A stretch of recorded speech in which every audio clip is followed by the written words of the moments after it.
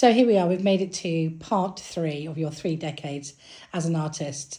We finished up the second part where you were building momentum, sellout shows, and really, really honing in on your skills in terms of a moment in time, place, lighting, and then 2010 onwards, motherhood and being an artist. I got pregnant, yeah. Yes, totally different ball game, but good. Hard, but good. It was I always wanted children, and I feel very grateful that I had children and I have children. But yeah, navigating being an artist and having small children was very challenging, definitely. But I think it's the same with anything. If you're self-employed, it's just the way it is. But I think I had a solo show in Inverness, and I was actually in a hospital bed having contractions with Zia, and Denise was texting me and saying, yep, we've sold another one, and I was having these contractions thinking, it's not that bad, everything's fine in the show. So that was my first. I've always managed to work really hard and make sure that I'm a good time manager. I'm very good at knowing how long things take to do, and when a gallery says to me, you need to meet this deadline, I have always met the deadline, no matter what's going on. So whether I'm pregnant, giving birth, and I think those years building up to me having children were good practice for that. So having children didn't stop me from being an artist. I just had to be way more organised, way more organised. And yeah. So with motherhood came settling here on the south coast of England, in the Witterings. Tell me about how the Witterings or the West Highland, Scotland, kind of how it relates. So I was doing lots of buggy walking the kids around, and I was obviously living in this beautiful place and going to West Wittering literally about 3 times a day to get babies to sleep. And I just realised that, wherever you are, if you're looking at a spectacular landscape, the one thing that has always appealed to me is light on the water, clouds, and what the landscape is doing. So I gradually became more and more inspired by my environment, and West Wittering Beach is spectacular. It's an incredible place. So I practiced drawing, and while the kids were asleep, doing a lot more colour studies on location. It was a really good opportunity to actually think, I'm gonna paint around here because I'm here. And I always had my studio, and I just got more and more engrossed in my local area and really enjoyed that part of when the children were little, and embracing where I lived. And what support have you had around you that's also enabled that to be? Mum.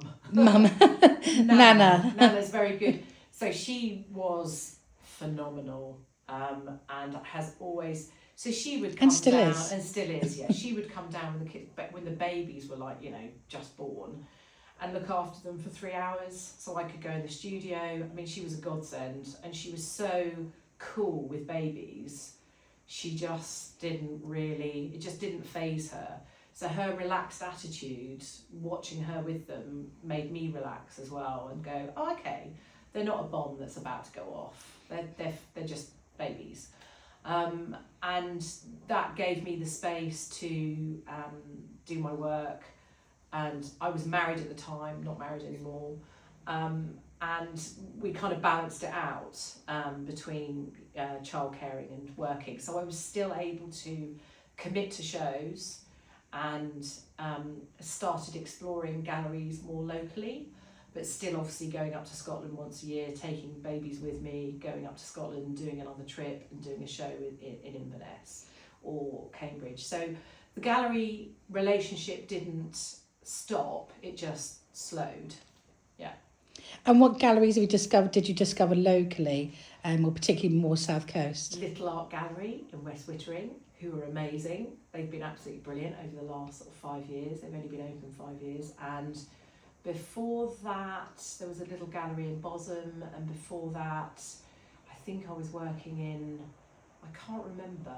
I was doing a few local shows, galleries wise. I don't know if they're open now. I'd love to see your work in the Ox Market. Yeah, I'd like to see my work in the Ox Market. We'll do that. We will do that. We will. Definitely. And what else also contributed to you keeping that awareness out there in this sort of last decade or plus? Facebook and Instagram and social media was and your website. Godsend, yeah. So obviously building the website, and then just letting people know that I'm still alive, I'm still painting, I'm still very much dedicated to my subject. So that enabled me to sort of really pull in people and build a really good client list. And also the last 10 years being part of the Chichester Open Studios have been a godsend. I was the very first person to do it, the very first year.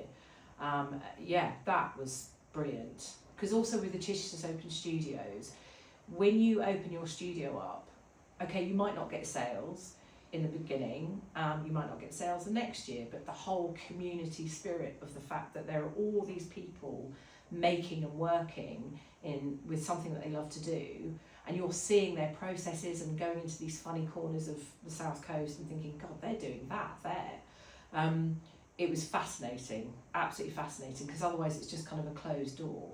So, and also from the open studios is that you get a lot of interest afterwards, loads of interest afterwards. And what I've always found interesting about the open studios, and my experiences mainly here in Chichester, is that it's not just artists like yourself that are full-time artists, and it has been their life's work, but also people that have taken up later life, or it's something they do as a hobby, and that all works seamlessly together. Yeah, I mean, a painting's a painting. If it's a good painting, people are going to buy it, or if it does something for them, if they just think, I love it, I love that, it's great. You don't have to be a massive art connoisseur or know about, if you like art, you like art.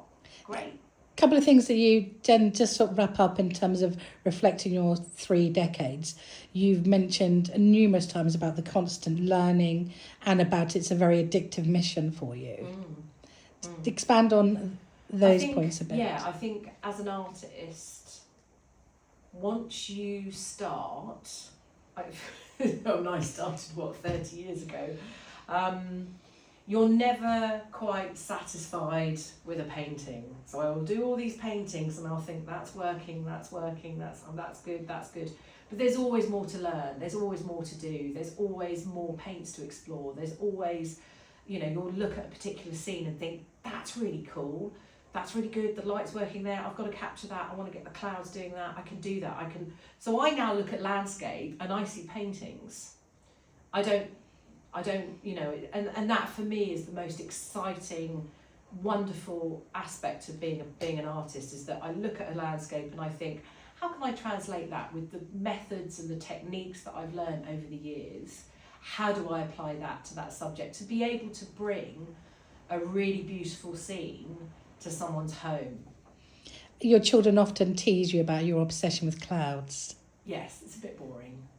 They've no interest. But actually, funnily enough, I caught Nala and Zia. There was a really beautiful sunset, and both of them were in there. One was, Zia was in his bedroom, and they were both photographing this sunrise.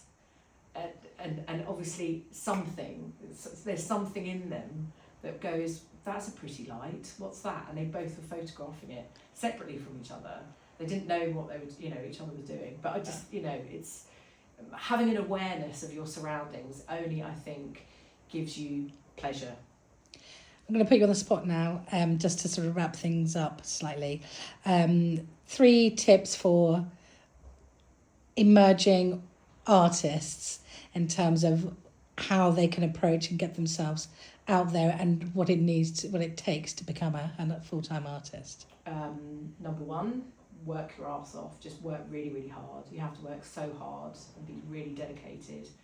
Number 2, approach galleries, but approach them in the right way. Ask, often they'll give you what they want from you, you know, where they have to send JPEGs or anything, and a statement of intent, like what is your work about, price, size. What was the other one? What did you say? You've got 3 tips. I think a lot of what you've spoken about is finding your sort of community, finding that support as well, whether that is online or in person or through gallery trials or gallery owners. Just keep working, keep working, and keep finding your language and exploring mediums and working, going to see exhibitions, looking at artists, seeing how that relates to your work and how you can really push your work forward. The most important fundamental thing for an artist is that you get stronger, you get better, you expand your language, and that you're kind of critiquing yourself to get better. That's the most important thing. You don't stay stuck, you don't stay the same, you're always pushing those boundaries. And feed that, you can feed that. So yeah, there's lots of things in there, isn't there? Sorry, but anyway. No, very fantastic. Thank you so much. I appreciate you sitting down for this series.